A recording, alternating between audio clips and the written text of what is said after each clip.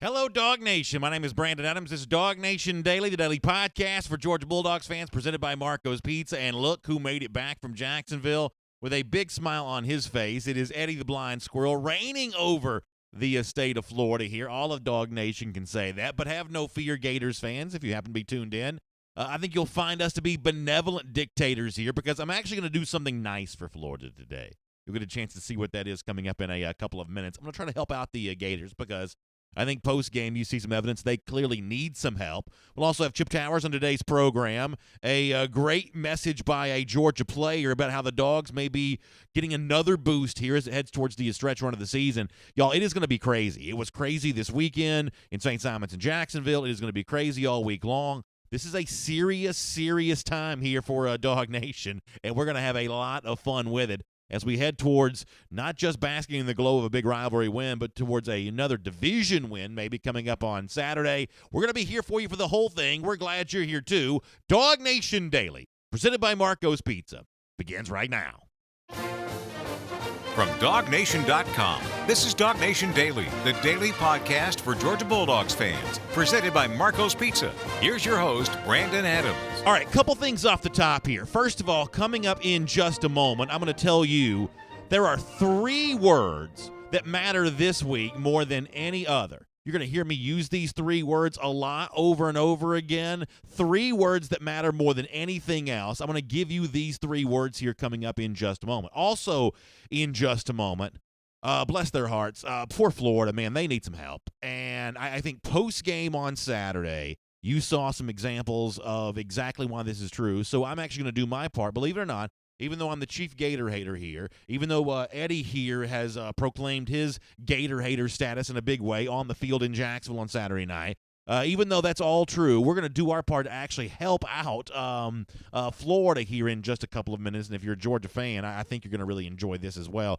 We'll do that in a minute. But before all that begins, how about them Dogs, y'all? Feels good here today to be back doing this show again after another victory over Florida. The start of a winning streak here for Georgia and Jacksonville, and that feels really good here to say.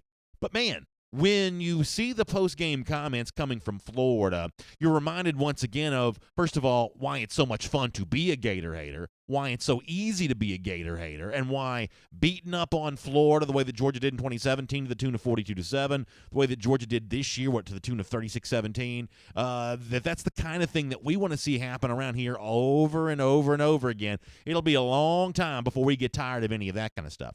Let me give you an example of what I'm talking about. I want to go into the Florida locker room here, and I thought our buddy Mike Griffith from DawgNation.com had a really interesting piece. He went into that locker room, got some quotes from Florida players and Florida coach Dan Mullen on the heels of the Georgia victory. And, boy, there is a lot of – I don't know if it's excuse-making. I think what it is, it's more just an example of a detachment from reality here. Florida is living in its own world, a world in which apparently, even though Georgia just won the game, that Florida may still be better here. And if you're a Georgia fan, I guess the only thing you can do with all of this is just laugh and give it a little bit of a chuckle. Let me give you a couple of examples of what I'm talking about here. First of all, Florida wide receiver Freddie Swain. I got this quote straight from Mike Griffith at DawgNation.com. He says about the week leading up to the game, yeah, practice was lackadaisical. The effort wasn't there. It showed. The execution was poor. I don't think the better team won today, Freddie Swain said. What an embarrassing statement. What an absolutely embarrassing statement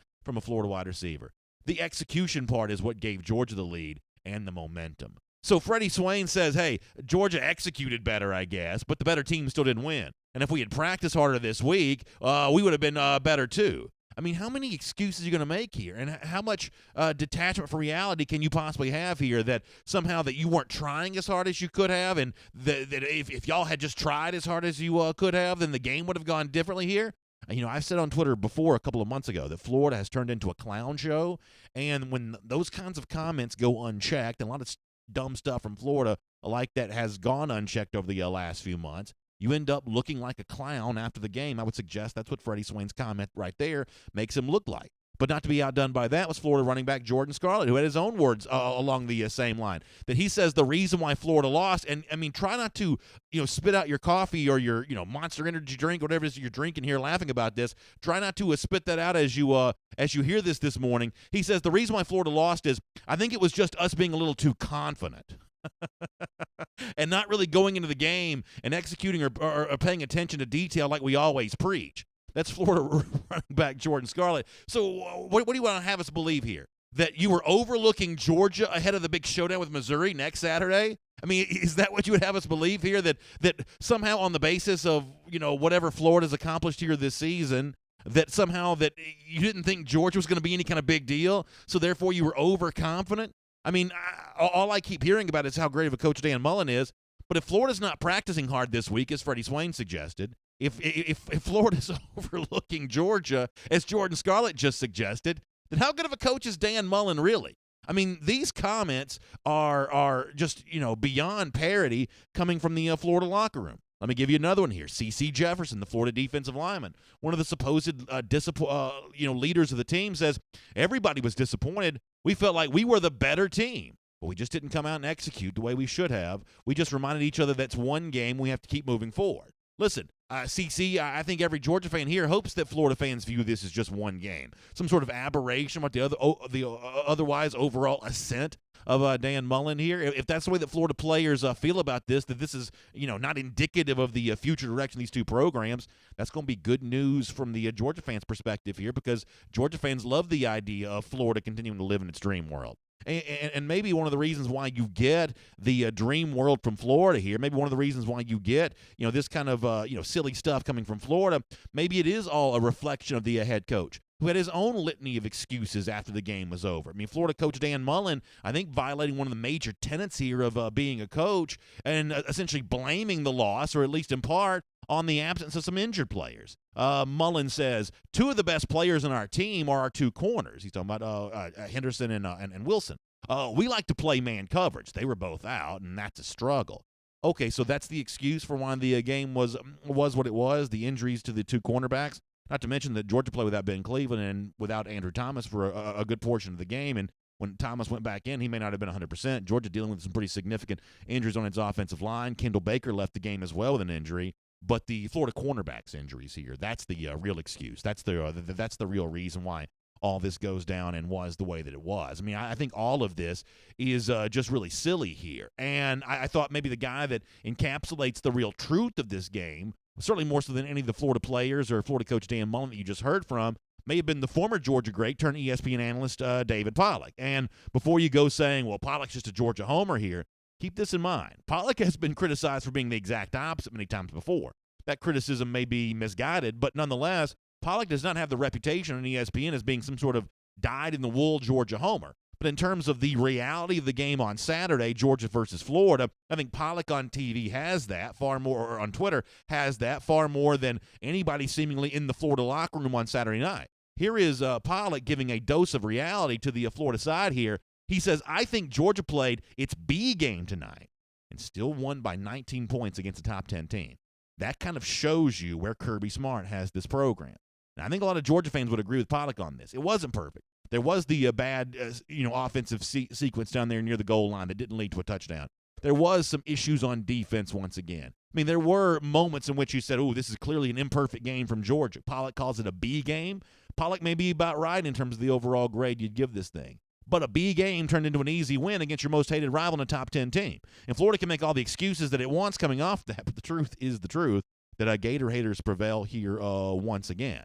And in light of everything you just heard from the Florida players and the Florida coach Dan Mullen, I also want you to hear a moment here from Kirby Smart. I want to play the entirety of his opening statement from his press conference on Saturday night, because I thought there was some really, really good stuff in that. First of all, in terms of the reality, what the last 2 weeks have been like for Georgia. But listen to the pats on the back that Florida seems to want to give itself, even after a loss, and compare that to the kick in the behind that Kirby Smart wants to give both himself and his players on the heels of a win. And ask yourself, in terms of getting towards a championship, in terms of the overall trajectory of the program, which attitude is better here? The Florida attitude, where almost any moment is reason for celebration and success, or the Georgia attitude, which is every single moment is just more proof that things need to keep getting better and better and better. I, for one, am very happy to be doing a show covering the red and black side of this thing as opposed to the orange and blue. And when you hear Kirby Smart, I think you'll feel the same way. First of all, the environment in this game was probably the best of the 3 years that I've coached in it. Thank our fans because they stood behind us, and a lot of passion and energy in those stands. And those fans follow us everywhere, and I appreciate what they do. This group of men is as tough as they come. They're very resilient. They had to listen for 2 weeks of everything that was wrong with them, everything they did wrong, and everything they hadn't done right. That probably was the motivating factor, because at the end of the day, they get affected by what people say about them. And we just went to work, and we did improve in some areas, and we are most undoubtedly a work in progress because we still have a lot of areas to improve in. We got to continue to play better on defense, but we created some turnovers. We got to cash the ball in on offense, and especially when it counts, and not have to kick field goals. But these kids are resilient to go out in the second half and have the opening kickoff returned, and then one play, 2 plays, I don't know, they score, take the lead, and they answered the bell offensively right down and went down the field. I thought that was a big drive in the game to open up the second half after they scored. But we got some tough kids, and these kids are bought into doing things the right way, and they continue to work hard. They'll continue to get better. So I think I speak for every Georgia fan here, and I can hear the echo of Dog Nation listening to Kirby Smart right there in comparison to what you heard from the Florida locker room. That's my coach.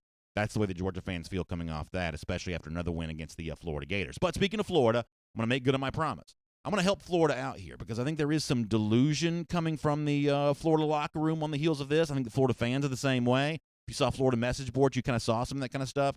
So here on DawgNation Daily, we're going to do our part to help remind Florida of what the real story is coming off this game here. And for the last 2 years, we've done our Gator Hater Countdown, counting down the days to the game that we think matters for Georgia more than any other, the game against Florida. Well, we're going to do things a little bit differently here heading towards 2019. We're actually going to start doing our Gator Hater Updater.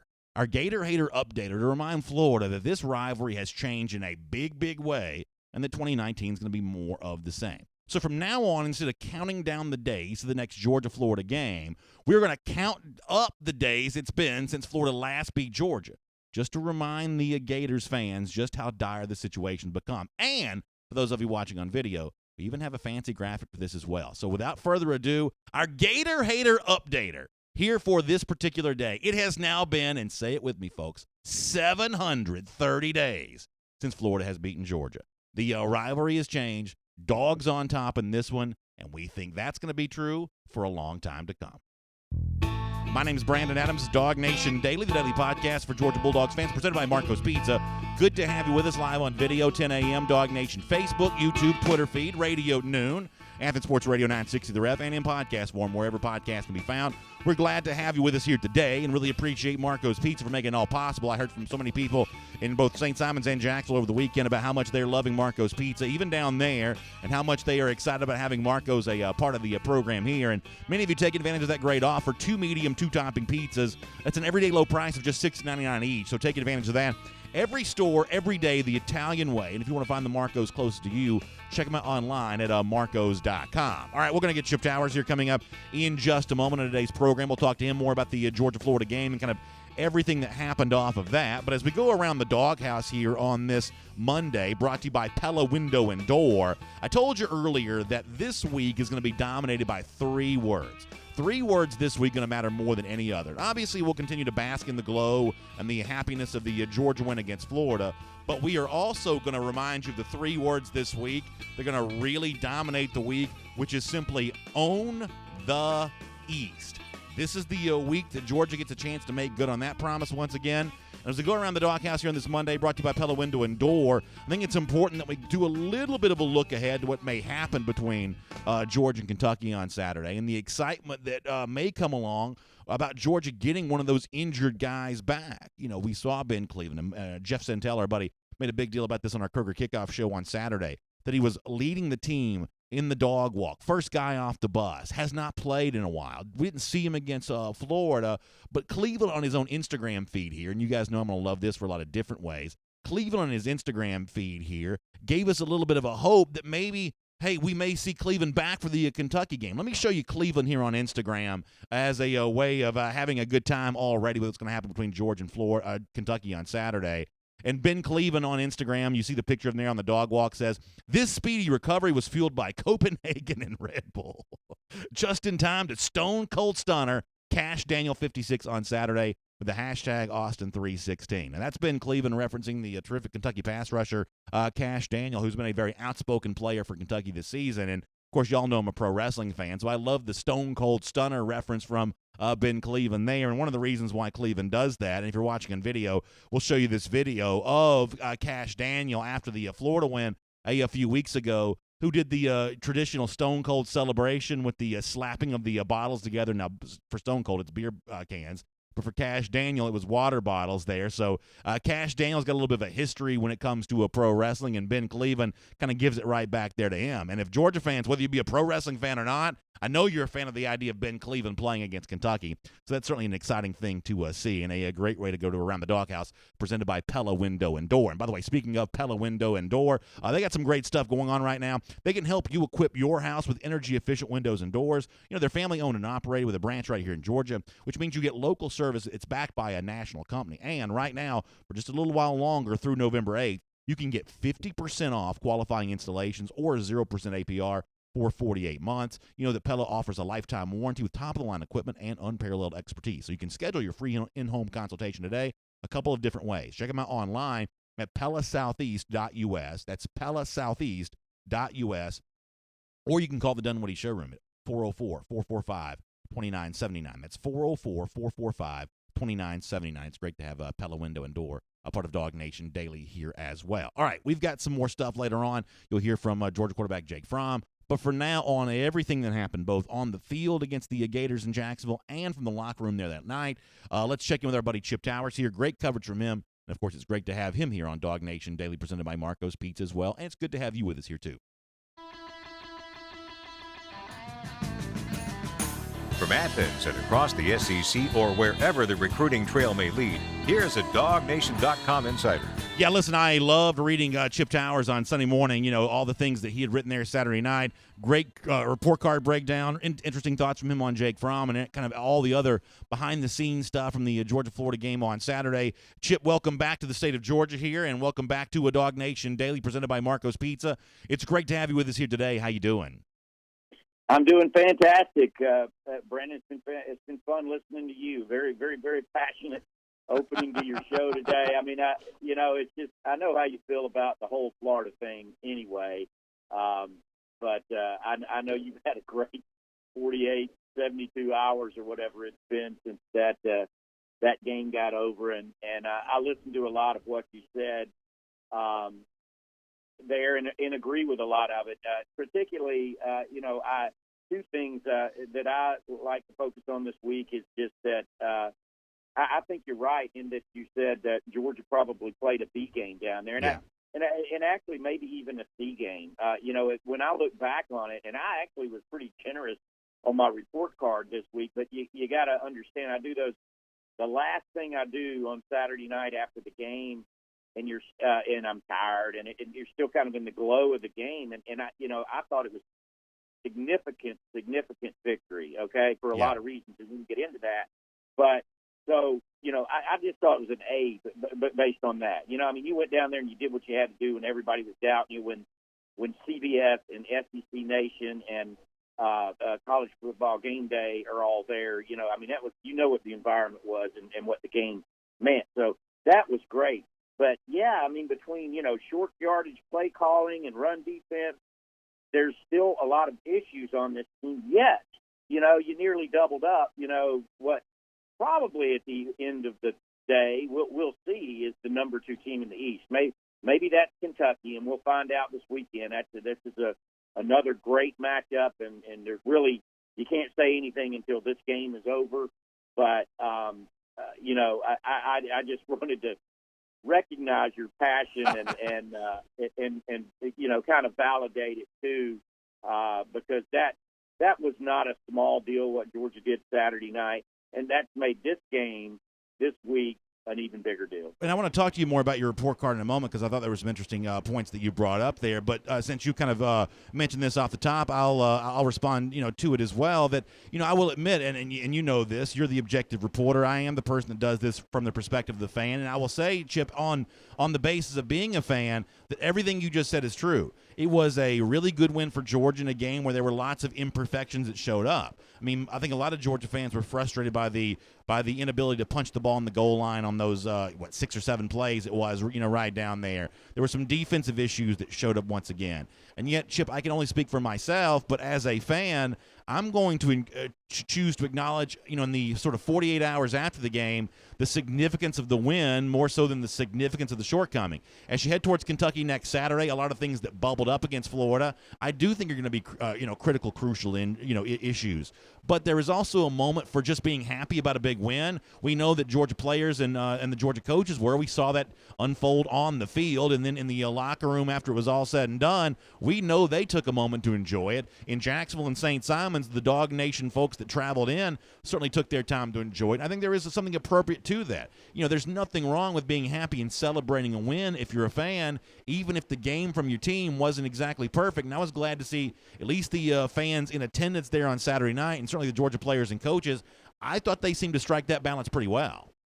Yeah, no, I agree with you there, Brandon. And it's one of those deals that you really, Mike Griffiths was there for the first time, taking in the whole Georgia-Florida thing. And unless you've been going there for generations, like Georgia fans and Florida fans have, you really don't get what it all means yet. And this meant a lot. And I like your count forward clock, because that's where I don't know if I got this point over to our readers and stuff as we were writing about it. But I just thought this was a really significant game because a lot of people forget, before that 42-7 win over Florida last year, Florida had won 3 in a row and, has dominated the series overall really since divisional play, less so under Mark Richt. But, it's really critical to get that going in the other direction. And, and I know, BA, that this 2019 team has always been the one that sort of, you looked at, you were building to this with the recruiting class of 6-3-1, and you look at this line that was playing many of the downs in that game.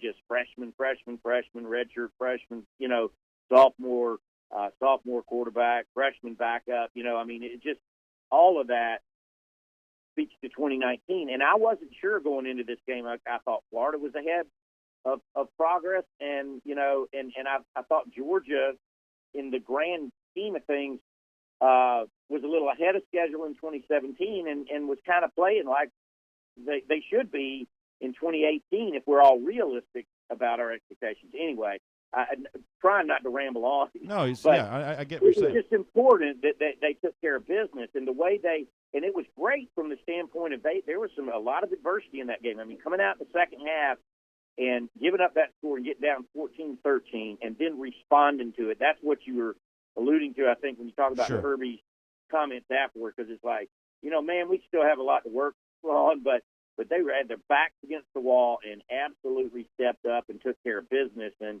so I think heading up to Lexington, Kentucky, this should be a very confident team, again, with a lot to work on in practice, a lot to pay attention to, particularly short yardage on offense. But they're still going to Kentucky with the better players out of the 22, that'll be on the field most of the time. And Georgia's got to feel good about that. Chip, I think that's all really well said. I absolutely do. Let's talk about Jake Fromm here for a moment as well, because, listen, we all know that it's a fascinating subplot anytime you have, quarterback be an issue, whether it be for the good or for the bad. It makes for good, copy for the writers. It makes for good fodder for the podcast and the video programs. It's just a rich subject to get into. And yet, even with all that said, I don't think enough can be said about the way that Fromm bounced back from the LSU game. This is a young man that I thought showed a lot of moxie with how he went out against a tough opponent and played a big game and did some things really, really well to reestablish himself as one of the true leaders of this team. And I think that he's going to get a lot of credit coming off the game against the Gators. But, Chip, I think you would agree. I know you gave him your game ball at DawgNation.com, which I thought was the right decision. He deserves the attention and the credit that he's going to get. I thought this was a very courageous performance from Fromm. Well, it was, and what's so interesting about Jake is and this is important too in playing the quarterback position.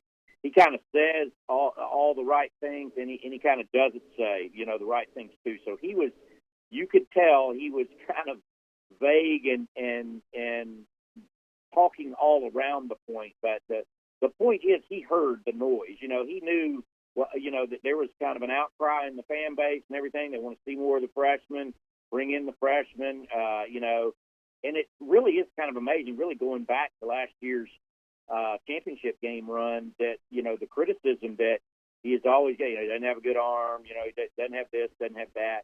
But, man, when it comes to everything else, it takes to run the quarterback position. He's just as good as you'll see.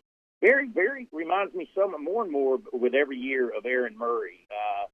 It's just kind of a bigger, stronger version of Aaron Murray in that he just really knows how to run the team. He really knows how to prepare.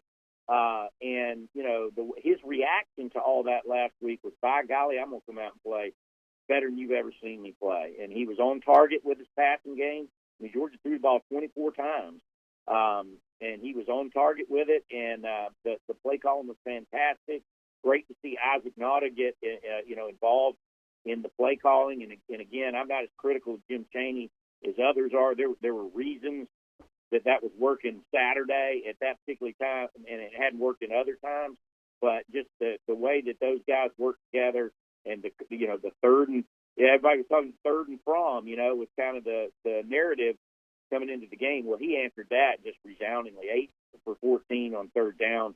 That was just huge in the game because, look, that's a really good Florida defense, really good. Okay, yeah. top notch, top third of the SEC, and Georgia really got some things done against them in a have-to situation. So, yeah, Jake Fromm, there really wasn't any question on the game ball. There wasn't really anywhere else you could go with that on Saturday. I know it's a tired subject to talk about Georgia when it does or doesn't throw the tight ends, but I'm thinking you're going to agree with me. I don't know how many tight ends that Georgia's ever had, or anyone in college football in the recent years has had, that are more athletic than Isaac Nauta. Now, Warner got a catch 2 on Saturday, but Nauta, especially on those 4 catches in a row on 4 consecutive plays towards the end of the half, this is just a really, really interesting athlete here. And I do think I speak for a lot of Georgia fans when I say, Chip, it is kind of nice to see Georgia starting to use him a little more. Oh, yeah. It is. And look, actually, Griff and I have talked a lot about this. We spent a lot of time talking about it Saturday in the press box. One of the issues for Jim Chaney and Georgia's offense is just because they have so many options. Now, I know that sounds funny, but, it's hard. And if you notice, Georgia narrowed their rotation at the skill positions significantly in the game against Florida. I thought, fewer wide receivers coming in the game, fewer tight ends coming into the game. And, and I thought that was a good thing. They were kind of narrowing them. But when it comes to Isaac Nauta, look, this kid, I think is going to have the last laugh when it comes to the NFL, because if I'm an NFL scout, I mean, he's 6'4", 240. That's, nowadays the NFL tight ends are so huge. They're 6'6", 6'7" a lot of times. So he's really undersized when it comes to the next level. But what has made a huge difference with Nauta is his blocking ability. When he first got here, he was a pass-catching tight end. I mean, he was almost a flex receiver, and that's what, Mark Richt did with him a lot in that first year and everything. But what he's done under Kirby Smart's watch is really become a much tougher player, and he's unapologetic about it now. I mean, he'll still tell you his favorite play in his Georgia career is the block he executed to spring Sony Michel for the touchdown against Oklahoma in the Rose Bowl. So he's come a long way in that regard. Now he's a two-tool player at the very least, and as we see with the scoop, fumble, and score, maybe he's a three-tool player, man. Yeah. Maybe they should run him on that jet sweep now and then. That would really catch the defense by surprise. I'd rather see Nauta running that jet sweep than McCole Hardman or James Cook on third and short, as we've seen him do here lately. But anyway, yeah, Nauta's a great player, and everybody gets excited. You can tell anytime you write about him or talk about him, fans really get excited, and it's because of who he is and how he plays. All right, I've got more stuff coming up with Chip Towers. We'll talk some Georgia football with him. Let me also remind you, though, that tomorrow is a big day to talk Georgia football as well, because it's our Marlowe's big game preview at the Marlowe's in Brookhaven, starting at 6 p.m. It's right there in the Brookhaven location, which is 3575 Durden Drive in Atlanta. That's 3575 Durden Drive in Atlanta. We'll be there from 6 to 8 p.m. tomorrow, and we are really excited about being joined by a special guest, the former great offensive lineman John Stinchcomb. Going to be on hand tomorrow at the Marlows in Brookhaven for our DawgNation Marlows big game preview, looking ahead to Georgia's effort at owning the East on Saturday against Kentucky. John Stinchcomb going to do a great job of breaking that down. He also wants to meet you, pose for a picture, sign an autograph, whatever you want, with the great former Georgia Bulldog. We'll all do that tomorrow from 6 to 8 p.m. right there at the Brookhaven location of Marlows for our DawgNation big game preview at Marlows. Cannot wait to see you there for that. All right, Chip, in the time we have left, let me try to squeeze in a few questions here. You talked about the B effort from Georgia. That's what David Pollack called it. You certainly gave a lot of Bs out in your report card at DawgNation.com on Saturday. And, one of the issues we haven't addressed yet is that defense here, which probably bowed its back a little bit more towards the end of the game. But in the early portion, you did see some of those rushing yards given up once again. And, I think maybe particularly at the linebacker position right now, there's some questions that's being asked here. If you want to focus in on the stuff that wasn't A level for Georgia on Saturday, some of those issues with that defense, linebacker maybe in particular here, probably a key issue, although it's certainly covered up some by the 3 turnovers. Yeah, and that was big in the game. Just the turnovers overall. I mean, winning the turnover battle 3-0. It's really why Georgia won the game and was really important because of the way Florida's been playing all season. But yeah, Georgia. I mean, look, it shouldn't be that much of a surprise, really. But at the end of the day, Georgia is struggling in the areas that Kirby Smart, in his entire system and philosophy, you're supposed to be strong, and Georgia is stronger than most when it comes up front play. But when it comes to the powers of the league, the LSU's, the Alabamas, Florida to some extent, let's I know you hate this, Brandon, but let's give Florida some credit. That's a really good defense. That's a really good defensive front. Those guys have been there forever.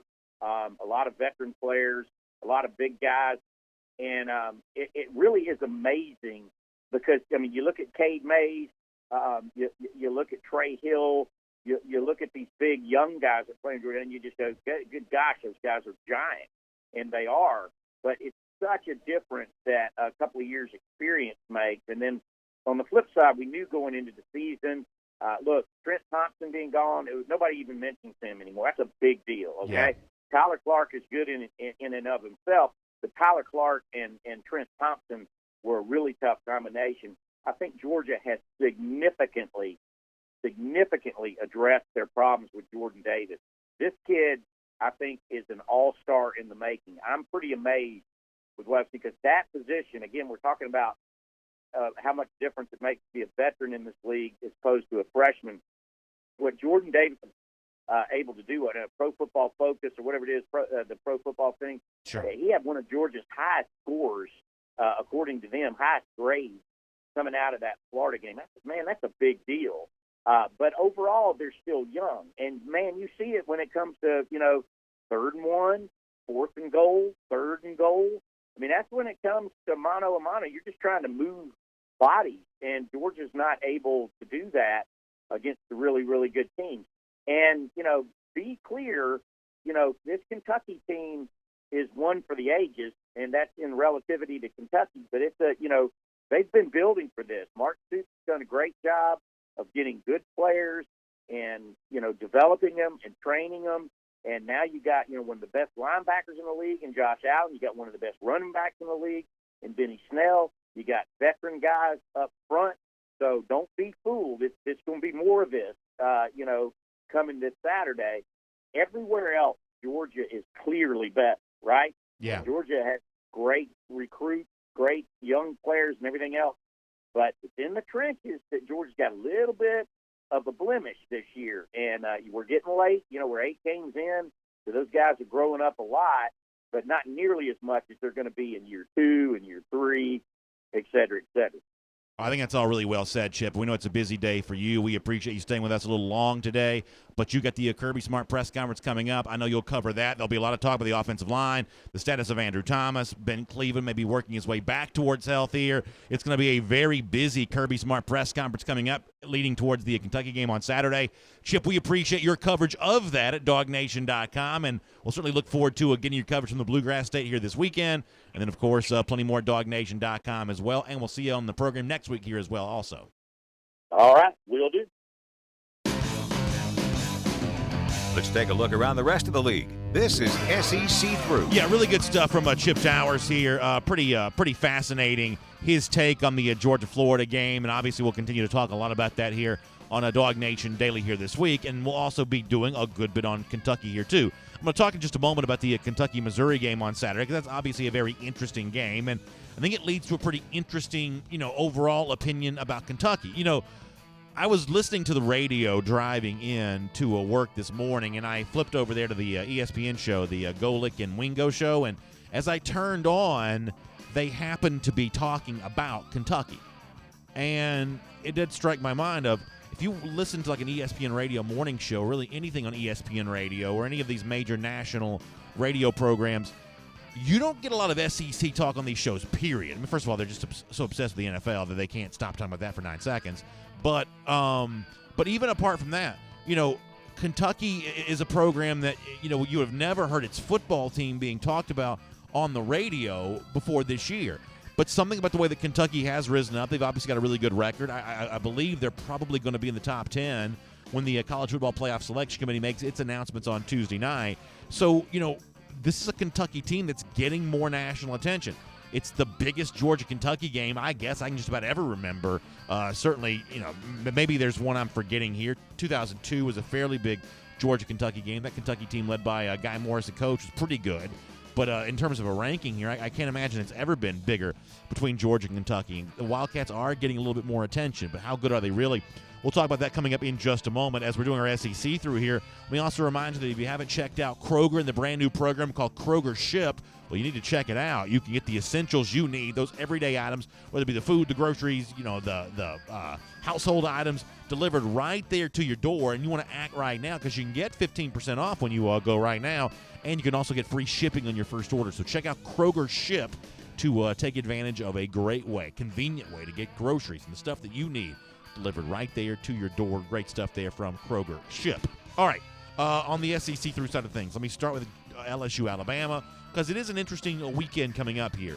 Georgia, Kentucky is going to decide the SEC East. LSU, Alabama could decide the SEC West. If Alabama wins, they will clinch the division here. And it's interesting to think that Alabama, going into a stadium that Georgia admittedly did lose 3 weeks ago there, Alabama a gigantic favorite, 14.5-point favorite, at least in terms of the opening line. That's the most points that LSU has been an underdog going back 20 years. The Baton Rouge Advocate had a story on this. Now, there's all kinds of dispute about the numbers used by the Baton Rouge Advocate. The truth is, I don't know. Some of this historical point spread stuff is actually not as easy to find online as you might think. But one way or another, it's a big underdog here for LSU. According to the Baton Rouge Advocate, they haven't been this big of a home underdog in 20 years. 14.5 points to Alabama right now. And I think one of the things that you were probably very likely to see in this game, LSU's secondary is good. We know that Alabama has been great throwing the football, but Alabama also has a running game that it oftentimes doesn't get to use, because why would you not just keep throwing it when you score on every play? This may be a game, especially when you consider the Devin White first-half suspension, where in the first half, Alabama may look to lean on its running game here, bring Grant Delpit, that outstanding LSU safety, in on a run coverage, maybe battle a little bit the same way, and then at that point in time, after the running game is established, then you can throw over top. So it's way too early to start giving our MyBookie best bets here, but I think the under gets a real strong look from me in Alabama LSU because of the way that Alabama might choose to go about its business here, running the football more than it has in any other game this season, taking advantage of a first half in which Devin White's not playing, and saying we're going to end LSU's chance of winning this game by being physical in the first half with the best player for the Tigers on the sidelines for a controversial reason, going back to that horrible targeting call in LSU's last game against Mississippi State. So I think that could be a really interesting thing to see. Let me rocket through the rest of the SEC schedule here for a moment. Kentucky, in a strange way, does beat Missouri on Saturday 15-14. There's an untimed down here on the basis of what I've been told. I hadn't seen the game, but what I was told was kind of a questionable pass interference call. So there's some interesting chatter coming out of this game after Kentucky goes on the road. Wins as an underdog, by the way, at Missouri. So, depending on your perspective, Kentucky either validated its status as a top-flight team or only snuck by a Missouri team that still hasn't won an SEC game yet. It's kind of an interesting litmus test for how you view all this stuff. Mississippi State does beat up on A&M 28-13. I'll admit I was surprised by that. I thought Texas A&M would be the side to take here. South Carolina wins 27-24 against Tennessee. That's a good win for Will Muschamp, as Jeremy Pruitt was looking to further establish himself. He doesn't get a chance to do that. And I'll mention here that Vanderbilt goes to Arkansas. They were a slight favorite, but completely rocked Arkansas on the road here. Chad Morris and the Hogs have nothing going whatsoever. That's the most lifeless SEC program I can remember seeing. I mean, it's been a long time since an SEC program had as little to be optimistic about as I believe that Arkansas does right now. There's no talent and no future, and they just got creamed at home by Vanderbilt. So not a good time to be a Razorbacks fan. We'll make that your SEC through. And here on DawgNation Daily, presented by Marco's Pizza, Monday is one of my favorite days of the week because it's a chance to focus in on one of the great performers from the previous Georgia game. It's our R.S. Andrews Cool Under Pressure Performer of the Week. And this week, the Cool Under Pressure Performer, courtesy of R.S. Andrews, I think it's an obvious choice probably, but it's also a really poignant moment that Jake Fromm, who had been doubted by so many Georgia fans over the last couple of weeks, and even on this show we have to admit that we were, certainly pointed in our remarks here as well, that if Fromm did not play better against Florida than he did against LSU, that it might be time to look for a different option at quarterback to give Georgia a chance to stay in the championship hunt. Now, we also said around here that we would not be surprised at all if Jake Fromm did have a much better showing, a much better performance against LSU, against Florida, I should say, than he had against LSU. And that is indeed what happened. He did go out there, and he led Georgia in a big way on Saturday, and that was a great thing to see as Fromm once again reestablished himself as one of the real true leaders on this team and one of the top quarterbacks in the SEC. A gutsy, courageous performance from Fromm. He's our R.S. Andrews Cool Under Pressure Performer of the Week, and I loved what Chip Towers said about this when he joined us a moment ago, that Fromm, who, just to be honest, is probably just too classy, just too dignified a guy to truly go out there and say, see, I told you so. Hey, y'all doubted me, but how you like me now? Fromm had every opportunity to say that on Saturday, but that's just not the kind of thing that Fromm really enjoys doing. Fromm seems to be a lot more comfortable letting his game do the talking. Well, his play on Saturday spoke volumes. It spoke in a magnitude. The touchdowns, the conversions on third down, the way that he moved the offense. I mean, imagine that. Fromm, who had been dinged a lot this season for his third down numbers. So when the sample size starts going up, sometimes the data starts to change. Imagine that. We kind of gave that warning a bit earlier in the year when some of that talk first started that, hey, be careful about making proclamations on the basis of a small sample set, limited amount of data. As the data's going up, the data seems to be changing here. Fromm all of a sudden starting to look a lot better on third downs when you factor in what happened against Florida. But he goes out there, he validates himself, he vindicates himself in front of his critics, and after the game, he said that part of what he wanted to do was to go out there and send a message, not necessarily about himself, but the role that he fits into on the team that he thinks is still very much alive for championship. Here's Jake Fromm. Just trying to get better during the bye week. There's no other way to say it. We just had to get better all around, including myself. And I really wanted to come out and I guess make a statement today. We had to win this football game. And, that's obviously the plan going into every game is win the football game. But our backs were kind of against the wall and trying to keep every goal we want ahead of us. I love that from him at the end, trying to keep every goal we want ahead of us. And I will admit that a lot of my conversation, not just on our Northside Hospital postgame show after the game, but with the Georgia fans that I would run into there in Jacksonville or St. Simons, that was the talk after the game. It feels great to beat Florida. It feels great to, get that rivalry win, but it also feels really good to knock down that next domino towards all the goals that Georgia has still being in front of them. We said this earlier, that the three words that are going to dominate this week are own the East. We're going to hear those words a lot this week. Georgia trying to own the East on Saturday against Kentucky. And Jake Fromm proved once again that he's going to be a big part of doing just that. He's our R.S. Andrews Cool Under Pressure Performer of the Week. Let me say this about our friends at R.S. Andrews. This week I was in St. Simons and Jacksonville, and I got to say, when you're at the sort of coastal Georgia down Florida's first coast, the weather for the most part was pretty toasty and warm. It was not necessarily that way back here in Georgia. It was cold a lot of these nights, and thankfully, at my house, the furnace that powers our heater was running and doing really well. But if yours is not, it's one of the reasons why you want to take advantage of that $99 furnace tune-up that R.S. Andrews has been telling you about for a while. Now, when the weather's hot, a lot of people say, well, why should I get my furnace tuned up? But when the weather gets cold, all of a sudden you're like, oh, please let the heat turn on and do what it's supposed to when it gets cranked up. So you want to check out R.S. Andrews because they're going to check you out and make sure that your heat exchanger, your leaks, your filters, your flue, your vents, all that's taken care of. R.S. Andrews gets your system back to its factory fresh specs, and the best part, it's just $99. So get treated like a VIP when you get the fall furnace checkup from our folks at R.S. Andrews. They're the only ones we trust. You can find them online at rsandrews.com.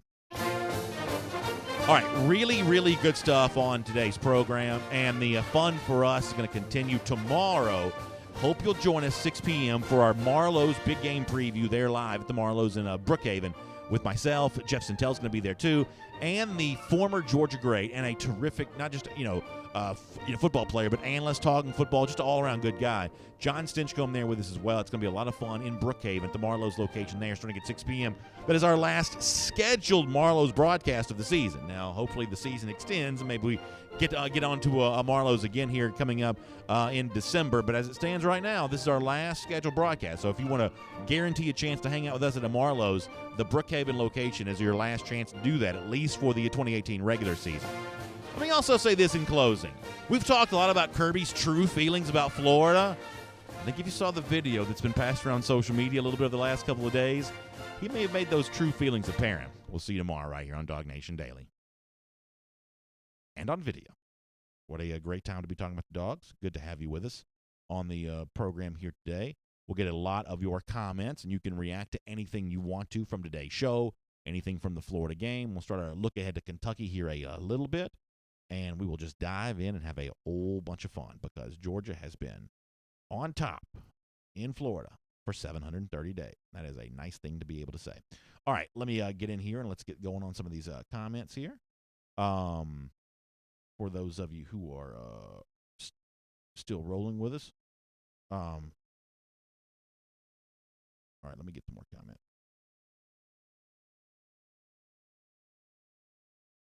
JY says, BA, I thought you were going to come over and say, hey, Saturday. Did I miss you, Jay? I'm sorry. We couldn't get past the fence. You did realize that was me yelling at you, right? Jay, if I missed that, I'm really sorry that I missed that. We were crazy and busy on Saturday with everything, and I apologize that. But it's always good to have you guys out there at the dog walk, and I apologize we didn't get a chance to speak in person, Jay. I'm sorry for missing that. But certainly great to have you back on the comment here today, in the comment section here today. Rhett Proctor says, Eddie looks very happy after that big win. Yeah, Eddie is feeling very good about himself today. Travis Ellis on the subject of Jake Fromm about whether or not he'll be a first-round pick or not. I know that Walter Football, has updated their mock draft again. I guess Fromm is still listed in the first round there.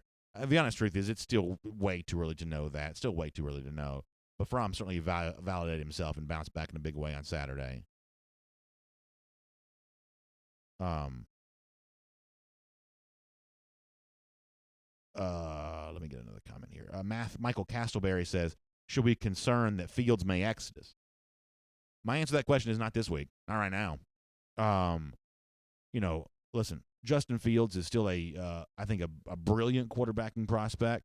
I think that Justin Fields has a very bright future at Georgia. The fact that he did or didn't play doesn't matter a hill of beans to me right now because as a fan, I'm celebrating a win over Florida. And as a fan, I'm looking ahead to a game against Kentucky on Saturday, a chance to own the East. And, Fields' status as of right now, where he's going to be in 2019, I couldn't care less about at the moment. I just couldn't. I hope he stays at Georgia. I think there's a very good chance that he will. I actually think there's still a really good chance that Fields is going to play some significant snaps for Georgia before the season's done. I don't think that Fromm's good game on Saturday ends the story for Fields this season. And I would, in as kind and generous a method as possible, if you were obsessed with Justin Fields in the aftermath of what happened for Georgia against Florida, I think your priorities are misguided. I just do. if you gravitate towards that quarterback controversy today on the heels of a great Georgia win and a very important upcoming game for Saturday, I just don't know what to tell you. I don't know what to tell you.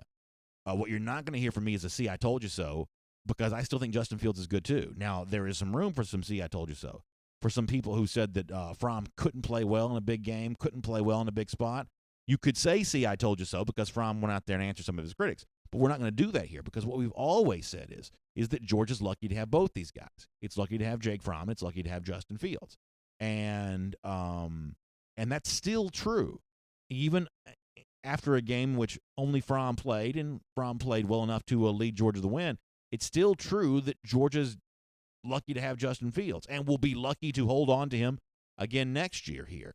But I'm simply, we'll talk about Fields at some point this week, and what Kirby's had to say about all this. We'll evaluate Fields at some point in time on the show this week. But for now, in the immediate aftermath of the Georgia-Florida game, it ain't about Justin Fields. It's just not. It's just not.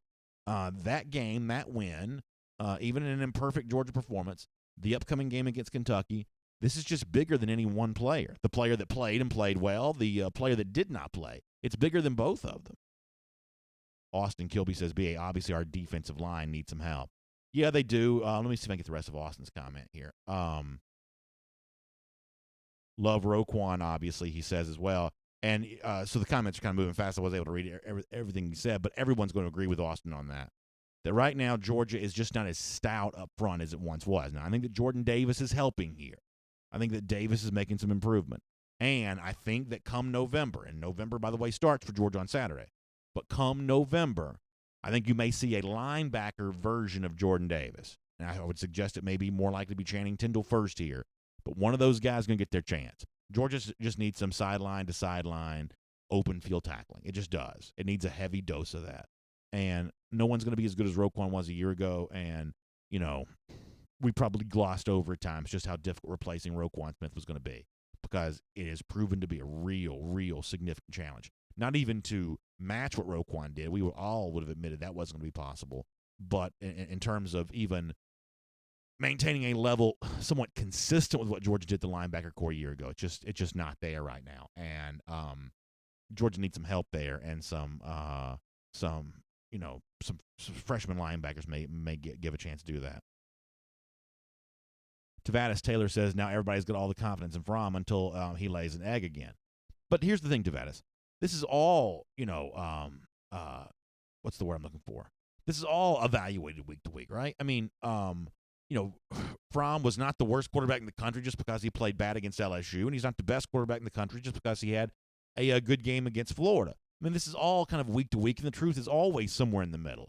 But I do think on the part of some who really want to see Justin Fields, I think one of the things that some Georgia fans became guilty of is looking to trash Fromm as a way of making the case stronger for Justin Fields. And what Fromm showed you on Saturday is, one way or another, is it's a huge mistake to just cast him aside and say, next.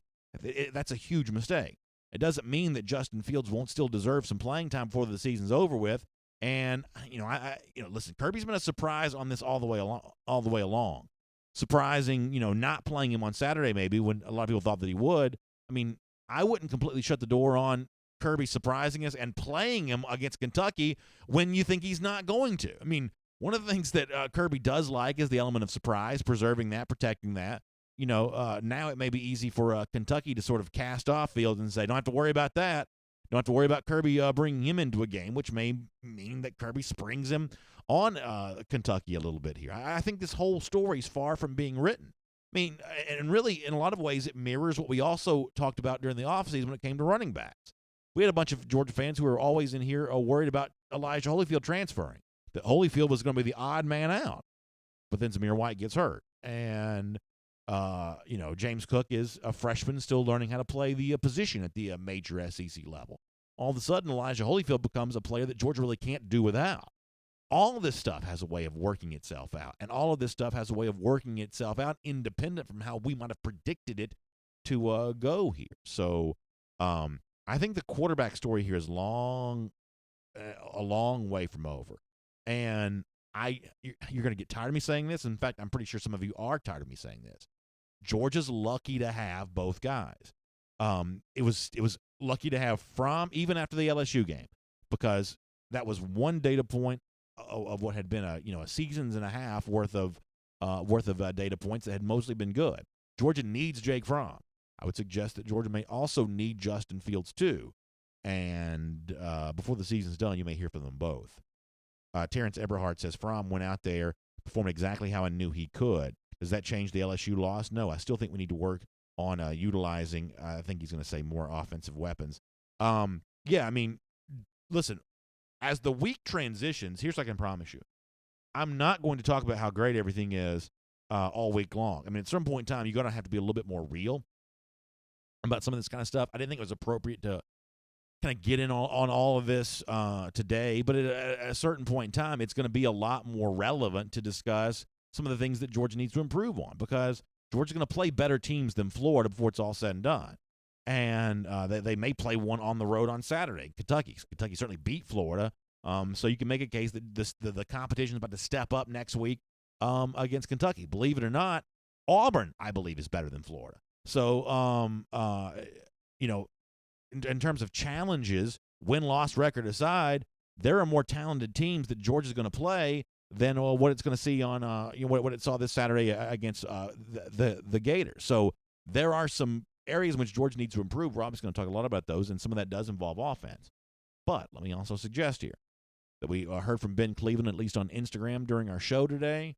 If Cleveland comes back, and if Andrew Thomas is healthy, all of a sudden, let's watch how miraculously all of a sudden the offense seems to make a whole lot more sense at that point in time.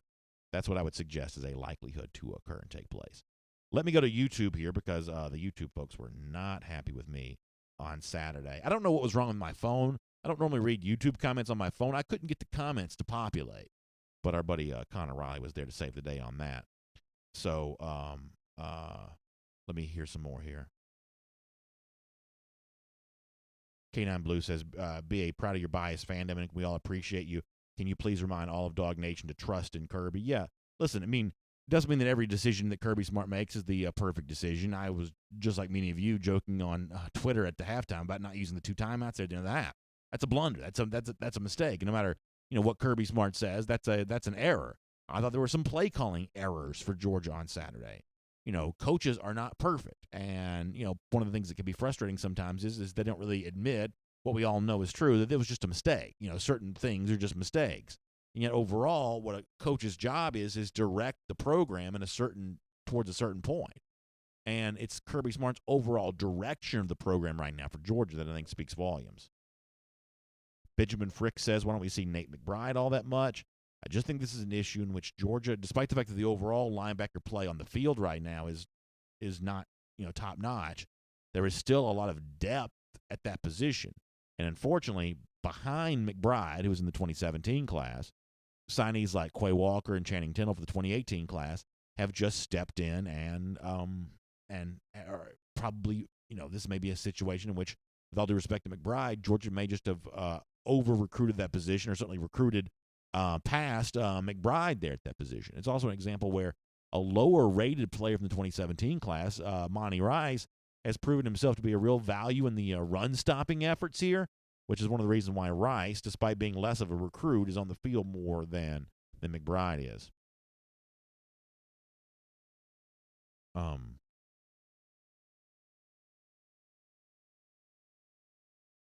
Brian Kephart says, Georgia broke Florida's will so bad they cried excuses. LOL, love it. Yeah, listen, I love the excuses there, too. I mean, I just think it's a perfect thing. A perfect thing to watch Florida still grasping at straws here. That's a program that is just delusional. And we said this a lot, and I think a lot of people, people say I'm, a biased fan or whatever. It doesn't mean that everything I say is wrong either. And when I would be on, whether it be SEC Country Live or DawgNation Daily, talking about, Florida not understanding that its problem is not having enough talent, I think people thought that was just me needling the Gators. No, I really do mean this. Florida is lost. They think they're going to bring in Dan Mullen. He's going to coach up a bunch of 3-stars, and they're going to win the SEC East over a Georgia team that's a traveling all-star squad at this point in time. It's just not going to happen. People say, well, Dan Mullen outcoached Kirby Smart on Saturday. Maybe he did, but individual coaching decisions don't matter that much when you got the better roster. The way that you get the better roster is outworking the other guy 51 weeks out of the year, and that's what's going on right there. Pine Sol Lemonson also had an interesting question on YouTube. Let me get Pine Sol here, who says, "BA, does your perspective change on the stars?" He means like the 4 and 5 star stuff, the recruiting ratings, when you see Jordan Davis do his thing. So Pine Sol, in a certain way, it does. And I have alluded to this before, that position in particular is one of those in which I don't know. That's a position where it's okay to be a 3-star, I think. Now, I think that if you get too many 3-stars congregated at any one area, you're going to be in trouble. You know, you can see that from a position group at Georgia right now where there are a lot of veteran 3-stars or lower rated prospects who are on the field a lot for Georgia, and it shows up. Unfortunately, it just does. It shows up. But that nose tackle position, because there are no stats and because, the bodies just aren't that pretty, right? I mean, one of the ways that you get to be a 4 or 5-star recruit is by being a pretty athlete, long frame, chiseled physique. You run really fast. That's the thing that gets the scout's attention in terms of making you a 4 or 5-star athlete. Jordan Davis is not a pretty athlete. He's just big. And that's what you really, really need. You got to have that guy that can be big, bow his back, and just swallow up a center. And, when the interior of the offensive line is on the ground and Jordan Davis is, laying on top of him, all of a sudden you got free reign for some playmakers back there. So, yeah, Pine Sol, to a certain extent, I have evolved on this. That while I don't like Georgia signing a lot of 3-stars, that 3-star Jordan Davis role, always having that pipeline of big potential nose guards, all of which are not going to pan out, but a couple of them, and you hope you get enough to really contribute. I will say that my philosophy on that probably has evolved just a little bit. That's a position, position where it probably does matter a little bit more, a little bit less. K9 Blue says, Big John Atkins was barely a 3-star. Yeah, I mean, and that's a bad dude. So that's a position where, being a 4-star may not be all that important. Kid, good comment. Says, shout out to DeAndre Swift for the first 100-yard game of the season. I was proud to see that for him as well. The one thing that Swift has is this thing. I'm talking about? That thing where, he can put his toe in the dirt and just make somebody miss. Georgia does not have enough of that right now. That thing of, hey, I'm gonna just, I'm gonna put a move on you, a little juke, a little head fake, and I'm gonna put a would-be tackler on the ground here. He breaks ankles out there, and Georgia needs that. Georgia's got a lot of really good players. It's still waiting for its superstar players to emerge. And DeAndre Swift, has the look of that when he's healthy, and it's good to see him healthy right now. That's really good. Anson McMahon says, during the first half against Florida, our tackling was awful. Yeah, I mean, there's, I think we'd all agree, probably maybe one player in particular stands out with some of that kind of stuff. There's no doubt that Georgia was overrunning some running plays. There's no doubt that Georgia just was not out there, bringing tacklers to the ground. And for a team that wants to be physical, for a program that wants to be known for physicality, that's not what you want. It didn't matter against Florida, but it's got to get better. It's got to get better. And I would agree with you on that. Let me go back over to Facebook here for a moment. Shane Bentley mentions that Ridley is also one of those guys that puts some nice moves in a defender. That's true as well. We also haven't talked about J.J. Holloman today, which is a huge mistake. Holloman, I like him a lot. I just do. We already knew they could run. We already knew they could jump. We knew that he was, physical in terms of getting off press coverage and, insert your own punchline here, but he is a good blocker. On that touchdown, I forget if it was the first one or the second one. I think it may have been the second one. But on that second touchdown, where he just took the ball out of the air with his hands. I mean, the strength of his hands that he showed on that, he really might be a very interesting player for Georgia through its stretch run here. And somebody mentioned what I had written for my By the Numbers piece last week about, wide receiver emerging here in the second half of the season, the way that Wims did. Wims was a bigger target for Fromm second half last year than he was the first half. Remember, Wims was not an impact player for Georgia in 2016. Kind of became that over the course of last season. We're still waiting for that guy to emerge. And I think a lot of us around here at DawgNation thought it was going to be Riley Ridley. If it was going to be anyone, it may be Ridley. Now, and maybe this is just recency bias, but now I'm not so sure. Now I'm not so sure that ain't J.J. Holloman. That Holloman's going to be that guy here. Nick Bonanno says D-Rob's going to have to learn how to block. Here's what I'm going to tell you. Demetrius Roberts was a guy that I was expecting big things from Georgia this season. But he's not as good as J.J. Holloman right now. He's just not. Had Robertson played yesterday, Saturday, I don't think Robertson's getting the 2 touchdowns that Holloman got. And I think there's still a way in which the light comes on for Robertson before the end of the year. But I'm not putting 9 on the bench to get 16 in the game right now. I'm just not. I want more of J.J. Holloman. Scott Brown says, with all the let me get Scott Brown here. With all the thinking Fields will transfer, am I right or wrong? Just say Fields does transfer, he will sit out next year wherever he goes. That's true. If Fields were to leave, he would end up sitting out. But because he's already played too much this year to count this as a redshirt year. But here's what I really do mean. And I think a lot of you think of me as a pro-Fromm quarterback, but I'm really a pro-Georgia guy in that I'm glad that Georgia has both Fromm and Fields. And I really do believe this competition is a long way away from over. I think the presence of Fields probably makes Fromm better in a game like that, where he knows over the course of the last 2 weeks he's got to sharpen his mind, sharpen his focus, raises his level of play to the next plane. But this is going to play out.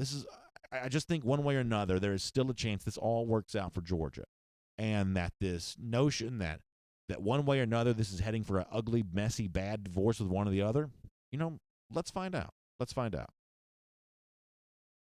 Bryce Dixon says, J.J. Holloman's got them A.J. Green hands. Bryce, that's certainly a great compliment for a Holloman if true. I just know this. Boy, he just looks the part, man. Plus dog walk. He always, such a well-tailored suit. He's in great shape, man. He really looks like a good SEC wide receiver. Now, Trey Duke says he's been thinking that Holloman was the best receiver. Well, Trey, if that's the case, then you certainly look very smart here today because he certainly had that look for him on Saturday.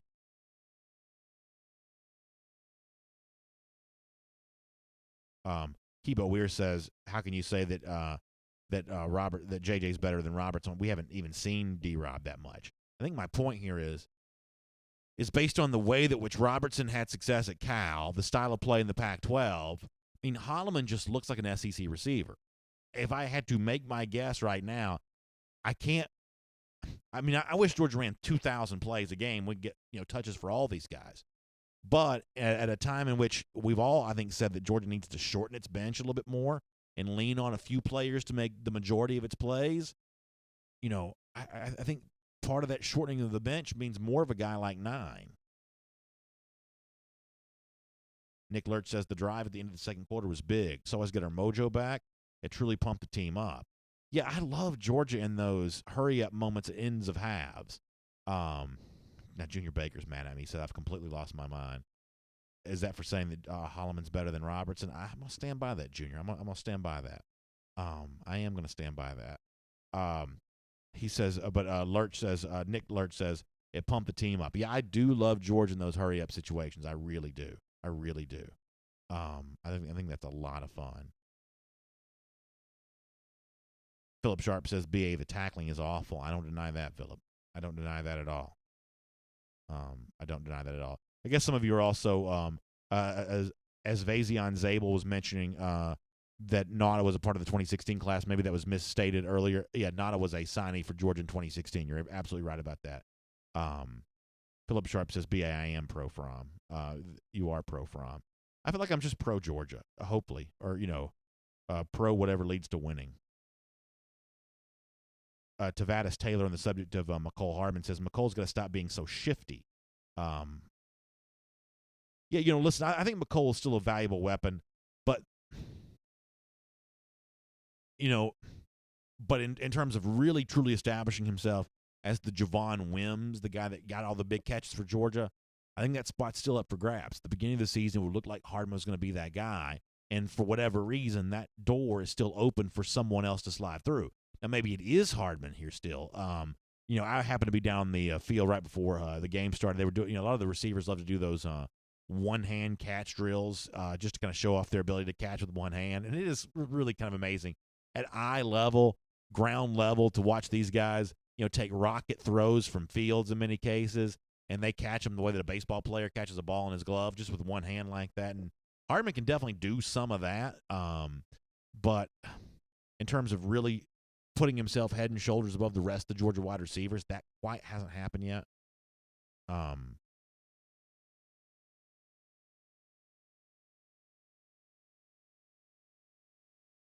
Lee Kennedy says that Solomon Kinley was referring to it on one of the other videos as Florida, Georgia, as opposed to Georgia, Florida. This is the only rivalry that I can think of in college sports where that's an issue, right? I mean, maybe this is an issue with other things, but is there any complaining from like Michigan, Ohio State fans about whether you call it Michigan, Ohio State, or Ohio State, Michigan? Why is it Georgia, Florida, the only rivalry that I ever hear of that has the order in which the teams mention that comes first? Maybe I'm just too inside on this, but is that an issue for any other rivalry? I'm asking Connor Riley this.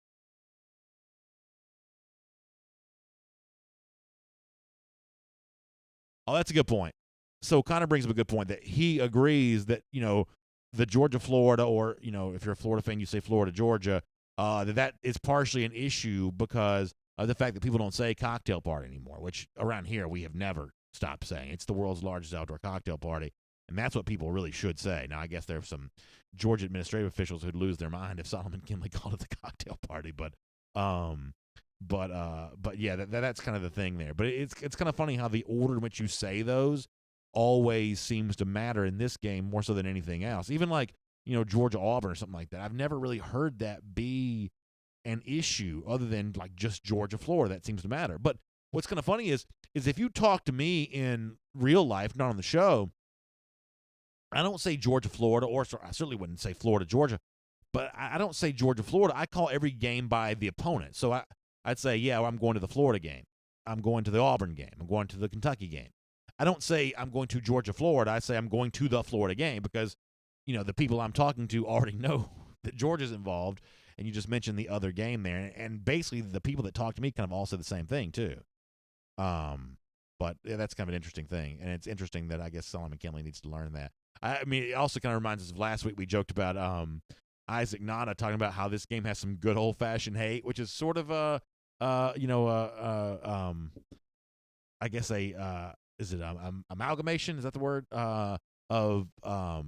Of clean old-fashioned hate, which is the real name for Georgia Tech. So Nada, kind of got that one closed. It's one of those Germans bomb Pearl Harbor type things. You sort of have to let him go on that. Rob Hughes says that Jordan Davis is our best zero technique. I don't think there's any doubt about that at this point in time.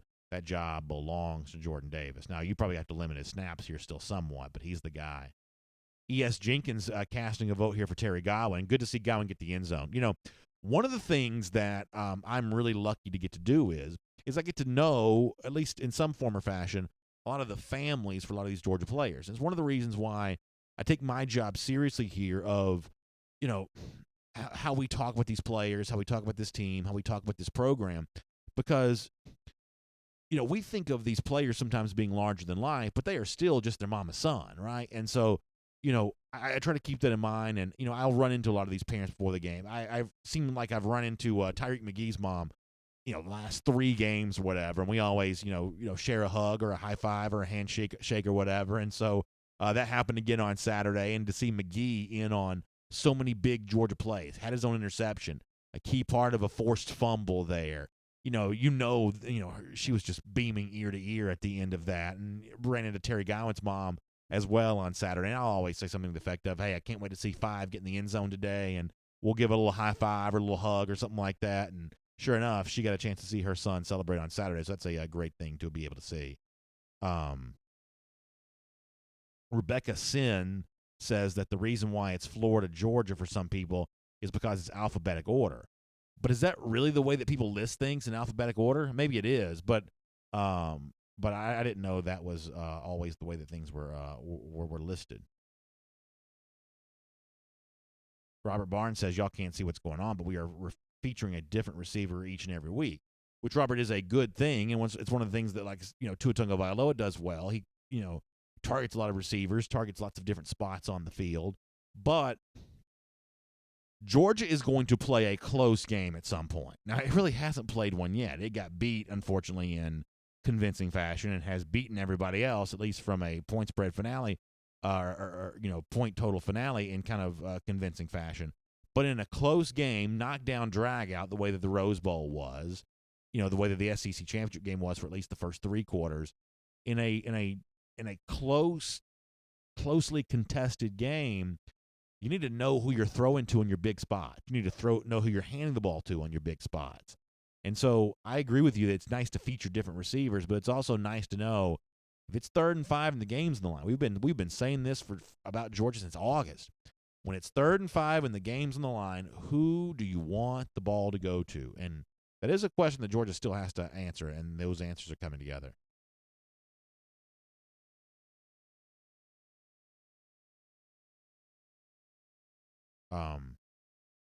Steve Jeffrey says, B, I got to stop saying the F word.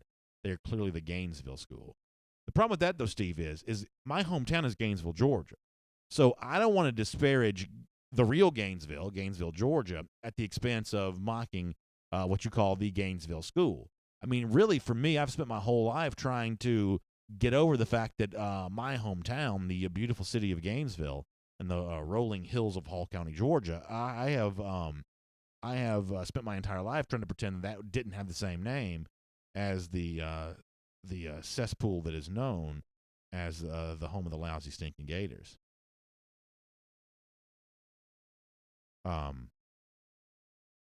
Bryce Dixon mentioning a couple Georgia players that the Dogs cannot afford to lose. Bryce, you are so right about that I'm not even going to mention those players by name. But everyone can see your comment. It would be 19 levels of horrifying to play any significant snap without either of those two players. So true that I'm actually not even gonna mention that you said that, because that would not be good times. Not be good times. Scott Pete says, I live and grew up in Ocala, Florida.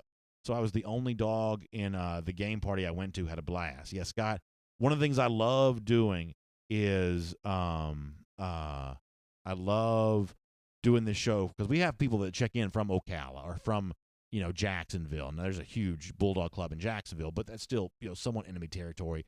We have people that sometimes speak in the comment section who actually live in Gainesville, Florida. I met some folks this week from Knoxville. Doing this show as a way of keeping folks in enemy territory comfortable has always been one of my favorite things to do. All right, we have got to get ready and to get out of here. Really good stuff. Really good stuff. Scott Pete says, or Gerald Young says, Ocala's a pretty place. Yeah, I like Ocala. There's a lot of stuff in Florida that I actually do like. I just don't like Floridians all that much.